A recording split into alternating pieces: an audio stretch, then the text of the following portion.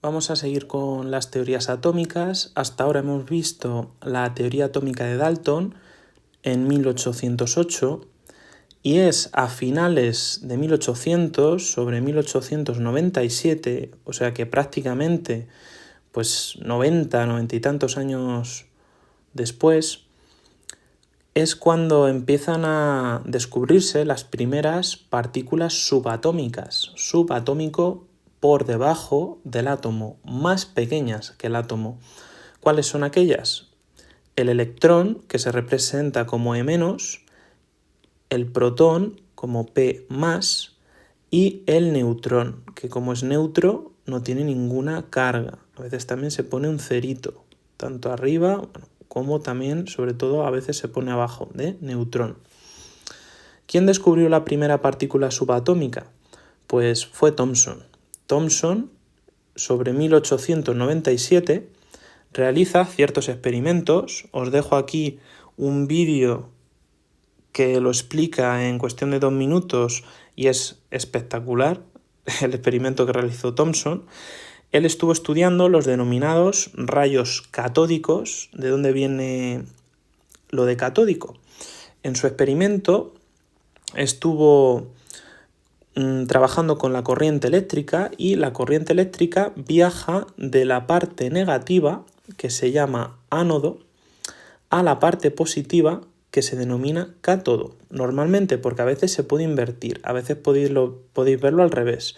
Pero en este experimento, ánodo es la parte negativa y cátodo es la parte positiva. Entonces resulta que esos rayos que aparecían iban del ánodo al cátodo. Entonces, de ahí llamados rayos catódicos. En este experimento, que se hacía en ciertos tubos donde se quitaba el aire, se hacía el vacío, que se llamaban tubos catódicos. Este es el experimento de Thomson. Aquí os dejo un vídeo que está genial, que lo explica.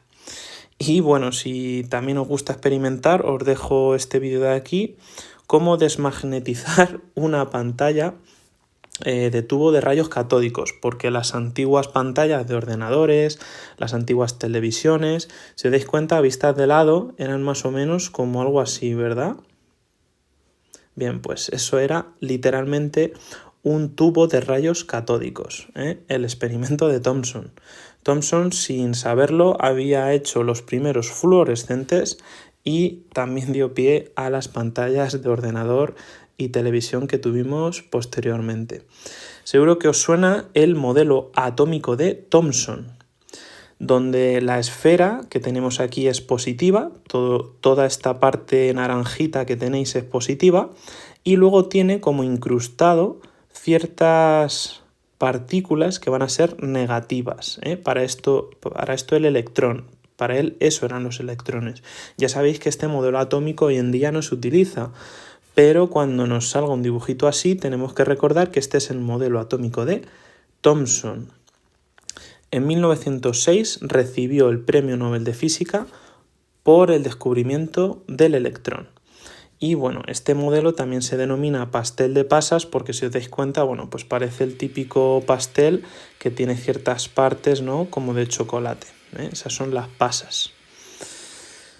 Bien, en cuanto a la siguiente partícula subatómica que se descubrió fue el protón, P+.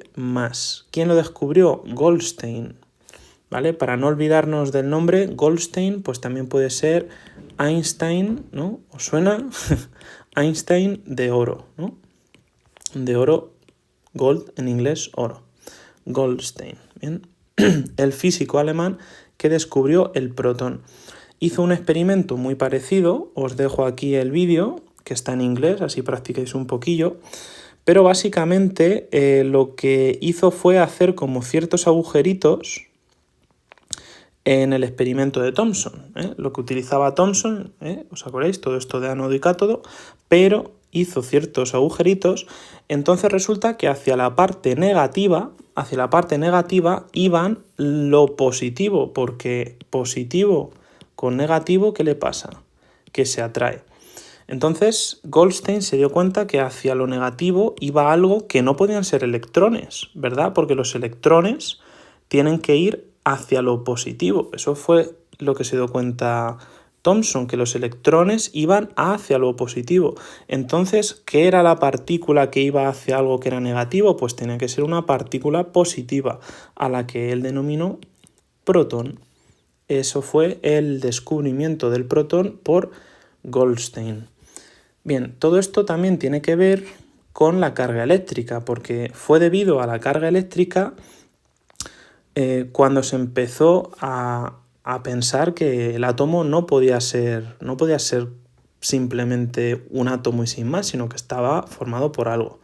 Entonces, los fenómenos eléctricos están relacionados con la carga eléctrica. ¿Cómo llamamos carga eléctrica en física y química? Con la letra Q.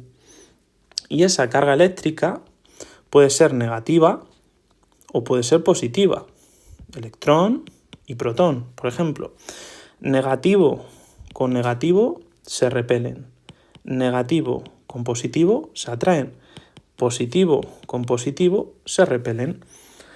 ¿Con qué medimos la carga eléctrica en física y química? El sistema internacional, igual que por ejemplo tenemos que la longitud la medíamos en metros, ¿verdad?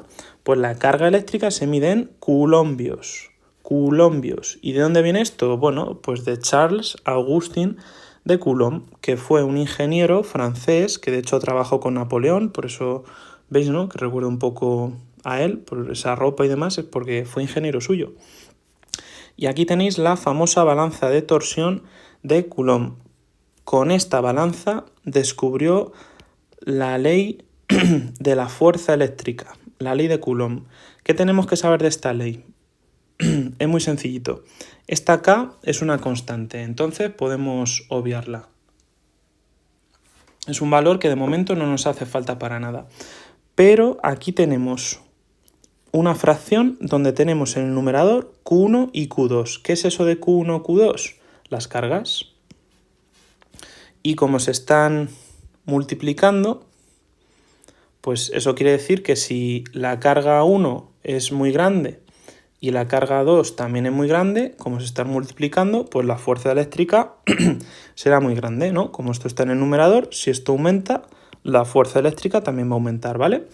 Bien, pero ¿qué tengo aquí en el denominador D? La D es la distancia entre las dos cargas eléctricas. ¿Qué pasa si aumenta la distancia? Como está en el denominador, si aumenta la distancia, estaréis de acuerdo conmigo que si esto aumenta, al estar en el denominador, matemáticamente esto disminuye. Si esto disminuye, la fuerza eléctrica va a aumentar, ¿verdad? Es inverso. Si esto disminuye, esto aumenta. Si esto aumenta, esto disminuye. Es decir, la fuerza eléctrica disminuye con el cuadrado de la distancia. Si os dais cuenta, esto está al cuadrado. Pues nada, hasta aquí el vídeo de hoy. Espero que os esté gustando las teorías atómicas y nos vamos viendo por aquí. Un saludo.